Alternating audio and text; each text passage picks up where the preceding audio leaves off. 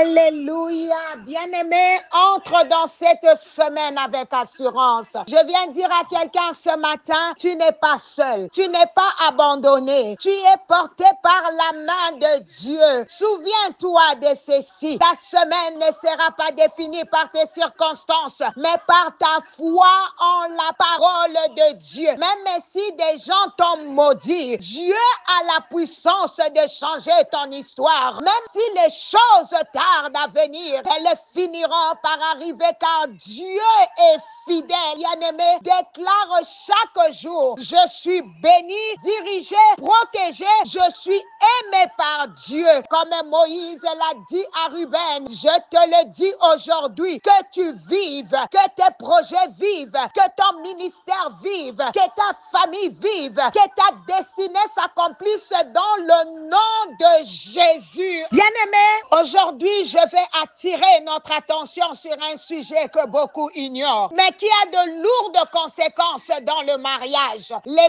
paroles prononcées lors de la dot et des cérémonies de mariage. Certaines familles, surtout nous en Afrique, demandent des sommes excessives lors de la dot. La facture est parfois si lourde qu'elle devient un sujet de murmure dans la famille du marié. Mais à quoi bon murmurer quand ce sont nos propres familles qui causent cela? Il est temps d'arrêter de transformer la dot en un commerce, comme si on vendait nos filles. Cette attitude ouvre des portes spirituelles dangereuses, car certains hommes gardent rancune à cause de cela. Papa, si tu aimes ta fille et que les oncles exigent une dot exagérée, prends position spirituelle, dis non et rabattons cette facture. Évitons les paroles malsaines qui se disent et les frustrations s'aimer dans le cœur. Certains jours de dot, c'est la bagarre entre familles. Pourquoi faire une grande fête pour une dot? Pour que les gens disent c'est ton argent,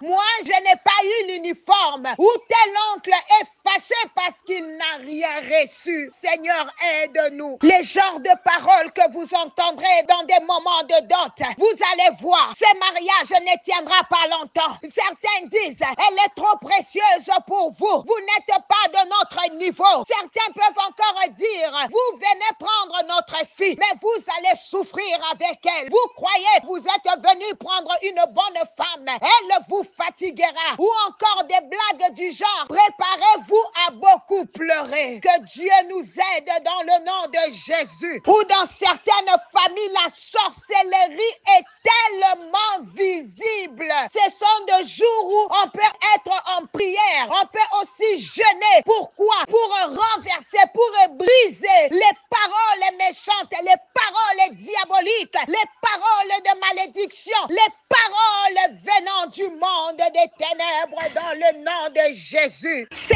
paroles même dites en plaisantant ou sous forme de proverbes peuvent ouvrir des portes spirituelles. Des esprits de division, des querelles, de rejet ou de confusion peuvent s'inviter dans la maison simplement parce qu'une autorité familiale ou une bouche mal intentionnée a parlé.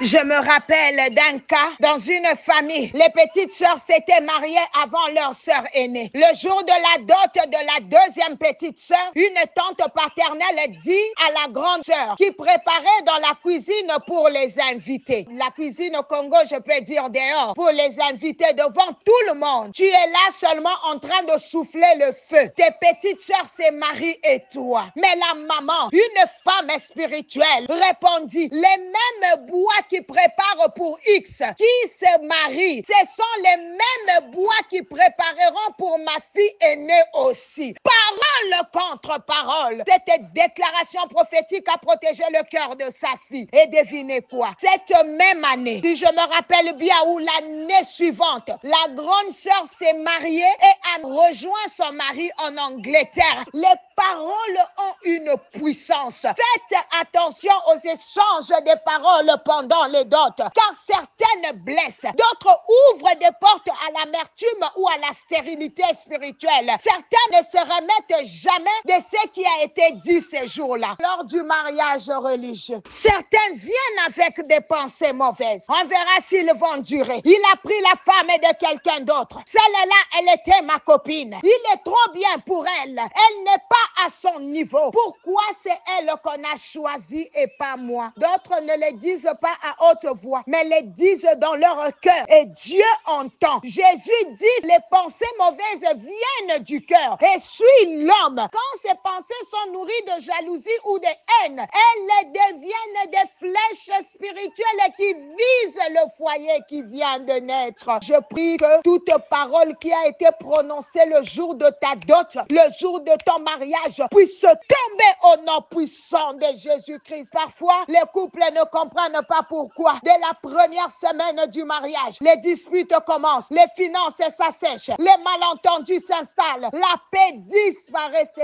sont des paroles, des malédictions invisibles relâchées lors de la célébration. Tu verras certaines personnes se plaindre. Tu ne m'as pas invité. Tu as oublié la famille. Vous avez organisé ça sans nous. Mais bien aimé, on ne peut pas inviter tout le monde. Les salles sont coûteuses et limitées. Pourquoi nourrir l'amertume? Pourquoi dire après quelques mois tous ces discours d'amour à l'église et maintenant les problèmes commencent? Les problèmes ne commenceront pas au nom de Jésus, car nous avons prié et sanctifié notre mariage. Priez pour les cadeaux aussi. Oui, les cadeaux. Certains viennent chargés de paroles mauvaises. On a déjà parlé sur l'enveloppe, sur l'objet. Comme toi, tu es pressé d'ouvrir et utiliser, tu entres dans des alliances non désirées. Sois vigilant. Consacre tout au Seigneur. Dans certains mariages, la famille riche méprise la famille pauvre. On dit au mari,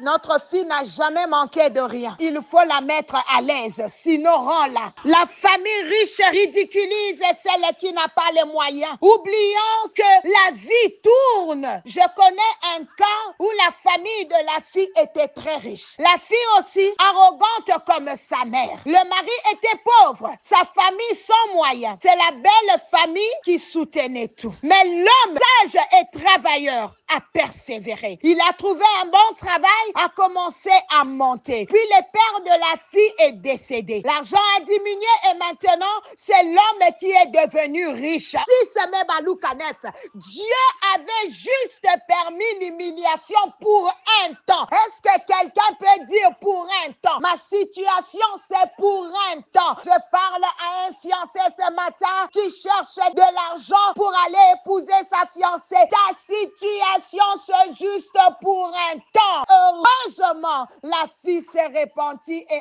a dit, c'est ma mère qui m'a aveuglée. Bien-aimé, certaines paroles blessent et marquent le cœur. Un homme sans Dieu, blessé dans son orgueil, peut te faire payer un jour. J'ai vu des maris dire à leur femme, si ce n'était pas moi, est-ce que tu aurais connu cette vie? C'est grâce à moi que tu es monté dans un avion, que ta famille mange. C'est moi qui ai sorti ta famille de la misère. Des paroles humiliantes. Ce sont des hommes sans compassion qui rabaissent leurs femmes en public, comme si leur amour était un fardeau. À ces femmes, j'ai dit, refuse ces paroles dans ton cœur. Dis, au nom de Jésus, je ne suis pas un vaurien. Mon Dieu m'a justifié. Et à ces hommes, j'ai dit, qui t'a dit que tu étais Dieu? Devrait être ta fierté de voir ta femme briller à tes côtés. Et si Dieu t'a béni à cause d'elle, comment sauras-tu? Souviens-toi que Dieu est un Dieu jaloux. Ne te frappe pas la poitrine tout le temps. Moi, c'est moi qui ai fait ça pour toi. C'est moi, c'est moi. Non, non. Laisse Dieu être au centre de tout au nom de Jésus. Ce que tu ne brises pas peut te bloquer. David ne s'est pas tué face aux paroles de Goliath. Il a répondu, il a annuler la parole mauvaise. Toi aussi, si tu laisses passer les paroles sans rien dire, elles peuvent agir contre toi dans le monde spirituel. On ne combat pas les paroles mauvaises avec le silence. On le combat avec la parole de Dieu, avec la prière, avec la foi, avec la déclaration. Commence à briser toutes les mauvaises paroles qui ont été dites sur ton mariage, ton foyer ou ton conjoint au nom de Jésus. Prie, prie, prie. Renonce à toute parole des familles prononcées lors de la dot. Ferme la bouche des jaloux qui ont prononcé des paroles sataniques. Allez, prie, prie mon bien-aimé, prie ma bien-aimée. Déclare que ta maison est bâtie sur le roc, que Dieu est le fondement de ton union. Allez, prie bien-aimé dans le nom de Jésus. Ce matin, j'ai fermé toute porte ouverte par des paroles négatives dites lors de ta dot ou de ta cérémonie de mariage au nom de Jésus. Je détruis toute parole de malédiction ou d'humiliation prononcée contre toi ou ta famille au nom de Jésus. Que tout cadeau ou enveloppe maudite reçoive le feu du Saint-Esprit maintenant au nom de Jésus. Je déclare que ton mariage est bâti sur Christ. Aucune rancune familiale ne pourra le détruire. Je bénis ton conjoint. Je bénis ta famille. Je bénis ton fiancé. Je bénis ta fiancée. Je choisis la paix et l'humilité. Au nom de Jésus, toute racine d'amertume est déracinée dans ta lignée au nom de Jésus. Tu es un enfant de Dieu. Tu n'es pas un vaurien. Tu es béni, choisi, élevé, aimé de Dieu dans le nom de Jésus. Ce matin, je prie que Dieu guérisse les cœurs blessés, restaure les familles et donne à chacun la sagesse de parler avec grâce et vérité. Et que tout mariage commence et demeure sous la bénédiction de Dieu dans le nom puissant de Jésus. Amen. C'était bien l'humble servante de l'Éternel, Maman Nathalie Lukula. Ce matin, je veux dire à quelqu'un, tu n'es pas maudit. Ton couple ne va pas échouer. Ton mariage est béni. Aucune parole mauvaise n'aura les derniers mots sur toi. Toute parole mauvaise prononcée contre ton couple retourne à l'envoyeur au nom puissant de Jésus. Là où le diable voulait voir ton mariage détruit, Dieu va l'utiliser pour sa gloire. Si tu as été béni par cette parole, ne garde pas cela pour toi. Partage ce message, cet appel matinal à une famille, à un couple, à une personne qui va se marier. Sauve une relation, sauve un foyer et brise une chaîne. Que Dieu vous bénisse.